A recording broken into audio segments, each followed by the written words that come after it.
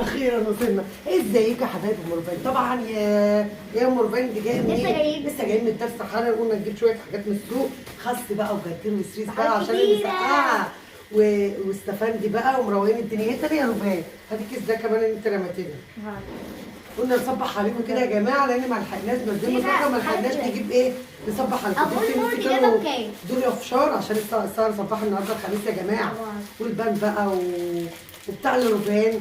ف قلت اصبح عليكم واوريكم انا جبت ايه. الاسعار البصل الصعيدي يا جماعه ب 20 جنيه والبصل التاني ب 40.